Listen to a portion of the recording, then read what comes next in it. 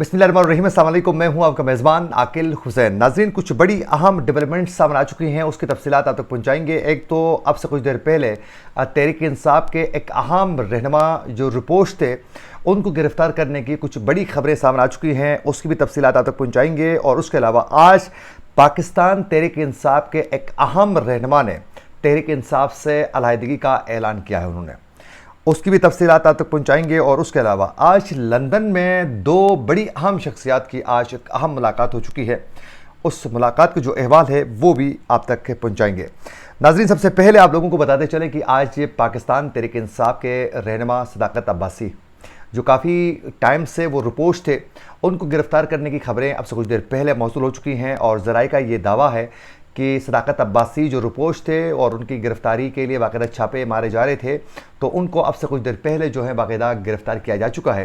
लेकिन पुलिस की जानिब से अब तक कन्फर्मेशन रिपोर्ट जो है वो सामने नहीं आ चुकी है, जब तक हम ये वीलॉग रिकॉर्ड कर रहे हैं। मुमकिन है थोड़ी देर बाद जो है तमाम चीज़ें वाज़ेह हो जाएँ, लेकिन अब तक जो है सदाकत अब्बासी की गिरफ्तारी के हवाले से पुलिस कंफर्म नहीं कर रही। लेकिन तहरीक इंसाफ के जो ज़राए हैं उनका ये कहना है कि हमने भी जब चीज़ों को थोड़ा चेक करने की कोशिश की तो ये कहा जा रहा था कि उनको गिरफ्तार बाकायदा किया जा चुका है और ये कंफर्म हो चुका है। तो वो काफ़ी अरसे से रिपोर्ट्स थे, उनको गिरफ्तार किया जा चुका है। सदाकत अब्बासी तहरीक इंसाफ की बड़ी तगड़ी आवाज़ थी और वो इमरान खान के हक़ में अभी तक हैं। उन्होंने अभी तक तौबा करके कोई ऐसी प्रेस कॉन्फ्रेंस खैर नहीं की है। आज उनको गिरफ़्तार किया गया है।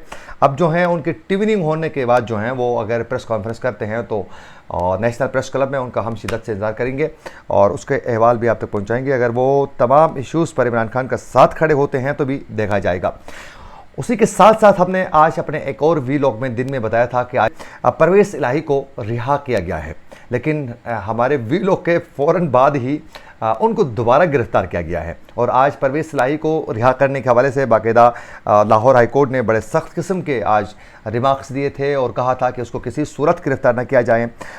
और बाकायदा ये कहा गया था कि उनको नैब या कोई अथॉरिटी या एजेंसी जो है वो गिरफ़्तार न करें। ये बाकायदा लाहौर हाई कोर्ट की जानिब से बाकायदा अहकामात थे और उसी के तनाजुर में बाकायदा पुलिस की कस्टडी में उनको अपने घर की तरफ लेके जा रहे थे।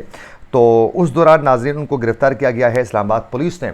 और इस्लामाबाद पुलिस ने किनाल रोड से परवेज़ इलाही को गिरफ़्तार करके बाकायदा वफाकी दारुल हुकूमत की जानिब रवाना हो चुकी है। तो इस वक्त परवेज़ इलाही को बड़ा टफ़ टाइम दिया जा रहा है और परवेज़ इलाही तहरीक इंसाफ के अंदर जो हैं कारकुनों के दरमियान जो हैं वो मज़ीद उनका नंबर बनता जा रहा है। मज़ीद तहरीक इंसाफ के जो कारकुन हैं उनके हक़ में जो हैं मज़ीद वो उनके हक़ में नैरेटिव बिल्ट हो रहा है और एतमाद का इजहार मज़ीद कर रहे हैं। तहरीक इंसाफ के जो कारकुन हैं इस वक्त बेशक खामोश ज़रूर हैं, लेकिन वो चीज़ों को देख रहे हैं।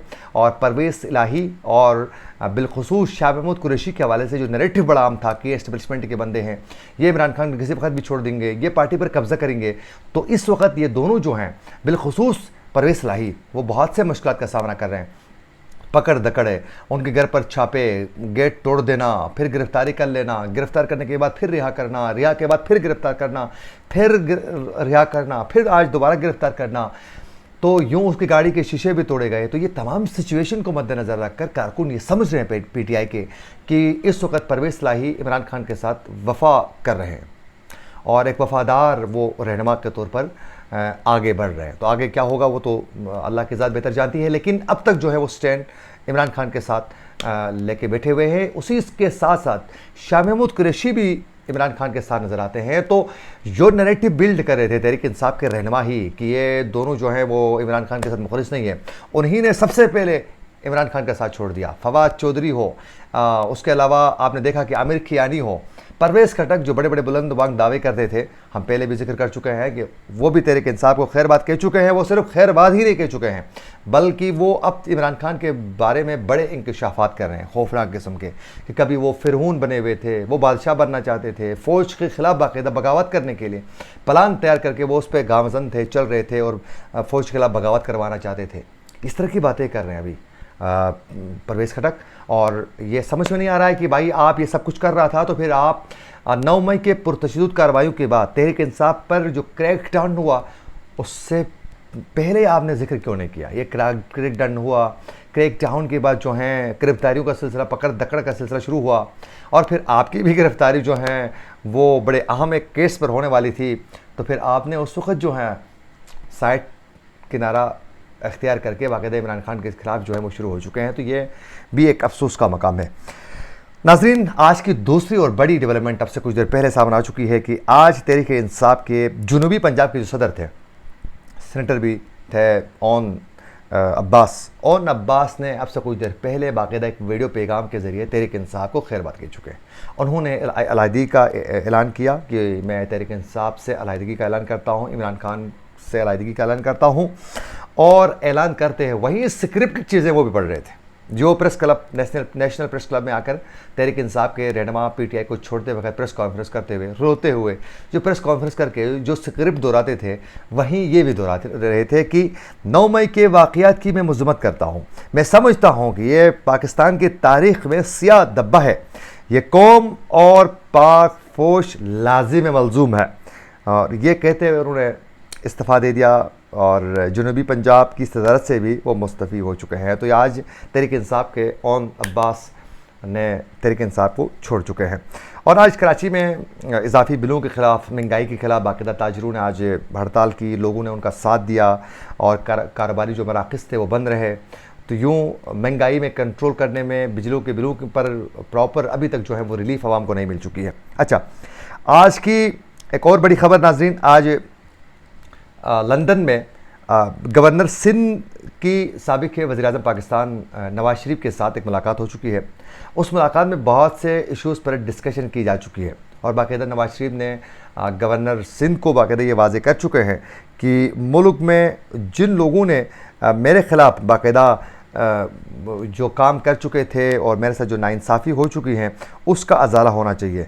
मेरे साथ बहुत ज़्यादा नाइंसाफ़ी हो चुकी हैं और मुल्क जो है वो इस वक्त महंगाई उरूज पर है। तो ये सब के ज़िम्मेदार वही हैं जिन्होंने मेरे साथ जुल्म किया है।